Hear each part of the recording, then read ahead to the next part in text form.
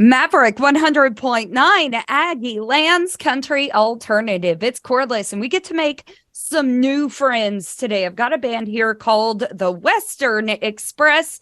Joining me now is Philip and Steven, or Phil, I guess is what you probably go by, huh? Phil with two L's. Two L's. Got you. Well, it is nice to officially meet you guys. I did run into Steven during our time at the awards show, but I was the jerk that thought he was somebody else. And then I scurried away because I'm just not really that good in public settings. I'm just going to lay that out there. Well, what's funny is that I thought I was the awkward one because you thought you knew me, and I felt like I should have known you because after you introduced yourself, I was like, "Oh, who are you here to see?" And you're like, "Oh, I'm winning an award tonight." And I was no, like, I was awesome.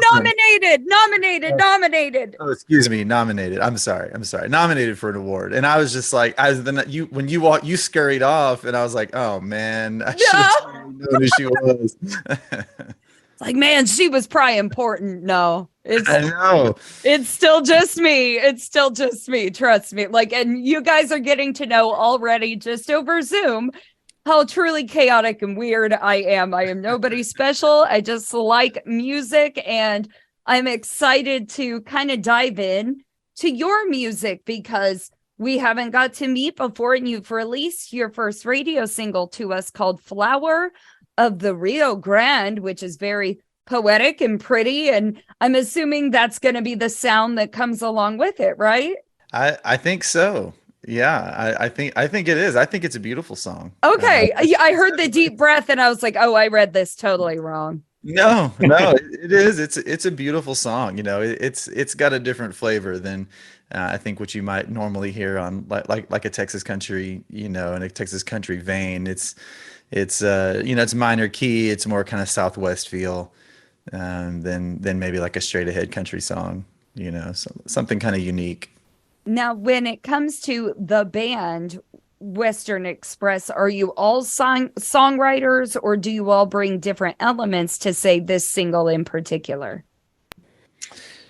Yeah, well, I've written all the songs so far on our records, and that's really kind of been it's just kind of been, I guess, a matter of default. When Phil and I started the band together in 2019, and we still manage it and operate it and kind of own it 50-50 now. And Phil, for the most part, has focused a huge portion of his time on the business side and kind of the band management and that sort of thing, booking. And then that's freed me up to focus on the creative, you know, artsy side, as you mentioned. I get to kind of go be the artist that I always dreamed in my dreams I could be and get to focus on that more. Well, I think we would all agree that every band does need that business-minded person, you know, the one that's planning out, touring, booking, and doing all the things. So they are equally as important, but I'm always so like, did this song come from a particular place for you?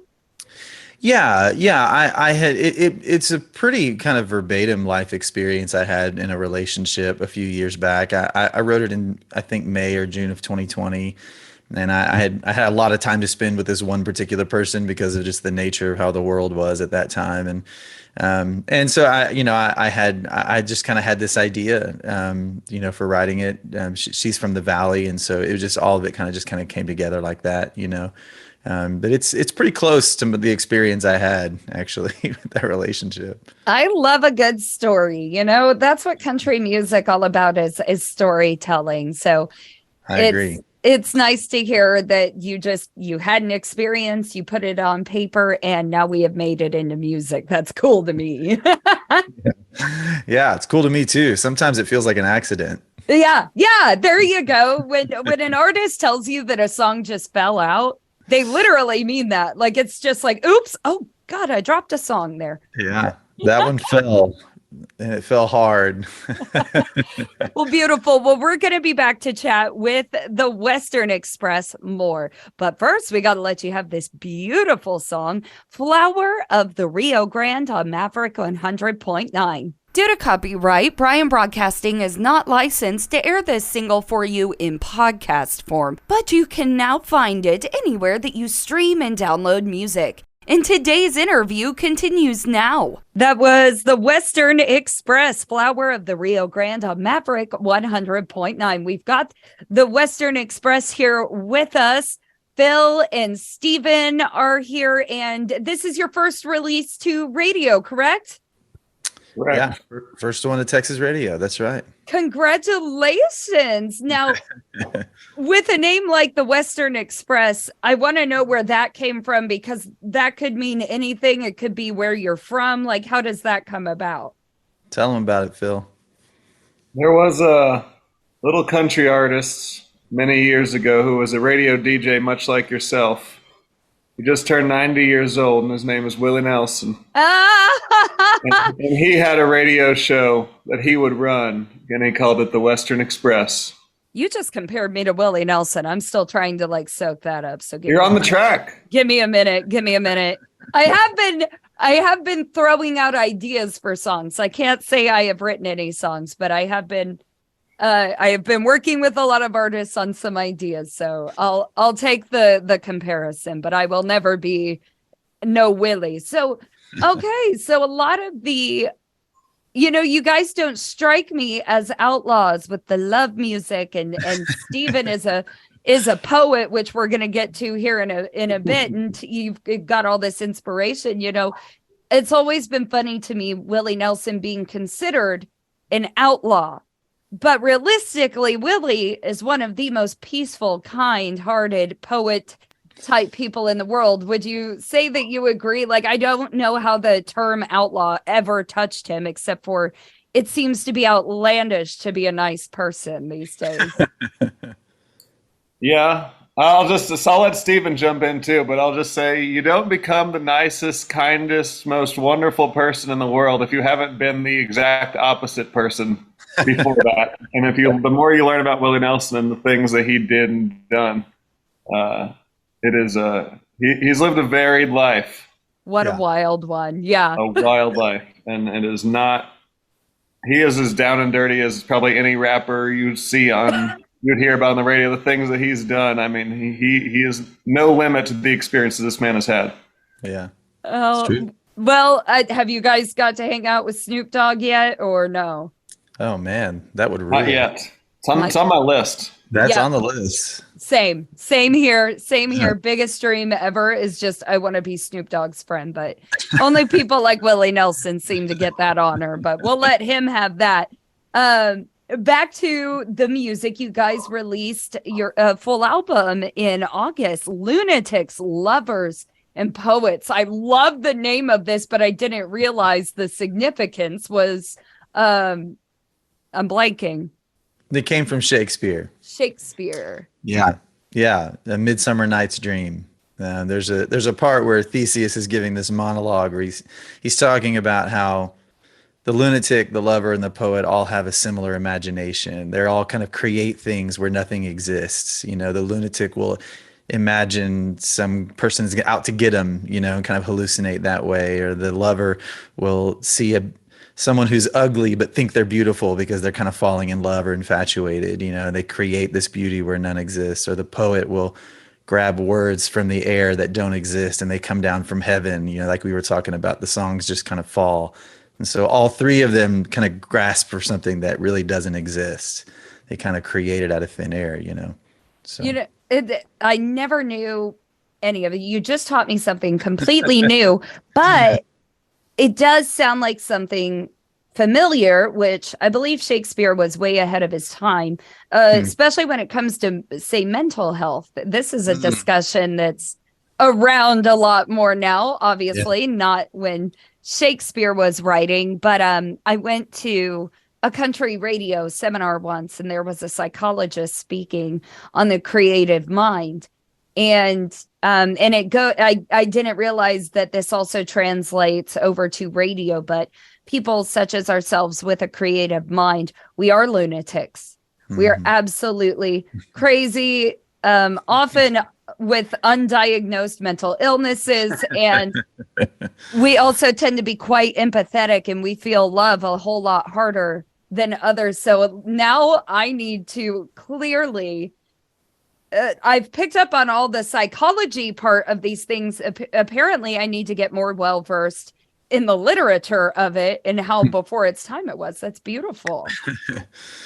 I'm a big mental health advocate myself. I've experienced a lot of the things that you described just now. I mean, I think just being diagnosed with undiagnosed mental illness in my 30s and kind of learning how to take care of myself better and what that looks like and how to get help and all those things. I mean, that a lot of that went into the writing of this record. I mean, I started writing it only about a year after being diagnosed and getting the treatment that I needed and starting to take the right medication and all that. So it's a big part of it. There's a reason the name was chosen deliberately. Yes, no, I'm totally picking up on why and how, and it's like all these puzzle pieces are fitting together right now. That is just so insanely cool and good for you. I'm actually once again in my 30s, at the beginning of my mental health journey, and this psychologist that I had seen. So thank you so much. Thank you. Awesome. I'm pretty proud of myself. It's not an easy journey, but I'm definitely trying my best at it with the cards I've been dealt. But the thing that he said most in that speech that just stuck with me was, say Amy Winehouse would be a great example of this is why we lose artists, because they're not taking care of their mental health, and they're afraid that it'll snuff out the creativity, and they'd rather lose their battle to mental illness than lose their art. So since so much of that went into this record, did you feel any bit of loss, or do you feel more creative now that you've got a little bit more control over that creativity? Oh yeah, there's no doubt. I mean, the level of my creative output, both quantity and quality, went way up after the healthier I got. And the more I've sustained that health, through medication and therapy and friends and loved ones, all that. I mean, the art has only gotten better. And I think I still have my best songs to write, and I know that a lot of people have described what you just described, which is that, they feel like they get too flat, or they can't, kind of produce the same creativity they had before. And I certainly can't discount their experience. I can just say mine has been the exact opposite. I am so happy to hear that. And thank you so much for speaking on it here on Maverick, because I'm glad to. It is always an important topic, and you don't even have to be a musician or a radio personality or any type of public figure whatsoever to reach out for help. It's just discovering more about a brain. We are not the scientists, but there are scientists out there to help us. Yeah, so absolutely. Please ask them too. I feel great, and I have, for several years now. It's like I try to tell people, it's like I felt bad for a long time. In the last few years, I felt awesome. Yeah, it's funny how we settle on, oh, this is just who we are, and this is how our life is going to be. It's just going to be hard, and then no, that's actually not the truth. You can actually get out of it. Yeah. I'm glad this came up. I am too. Because I was just telling an artist before we were talking about how good things are going, and things have been going pretty good for me lately. And I was like, man, I got a psychology appointment next week. I need to ask him, are things actually getting better, or is this a manic episode? Right. But it's very true. It's very true. It's a valid question. It is a valid question. Oh gosh, well, you guys are so much fun. Obviously, it is really good to meet you, and I did not know the significance behind your music, so now I think I'm even more excited to discover it. Like, I really genuinely am, and so I hope everyone else does. Of course, Flower of the Rio Grande is their latest single out to radio, but you can get the whole album, Lunatics, Lovers, and Poets, now from Western Express, the Western Express. And guys, I hope we see a whole lot more of you, because this sure was fun having you. That would be great. We want to get down to College Station, do some picking. Let's do it. Let's do it.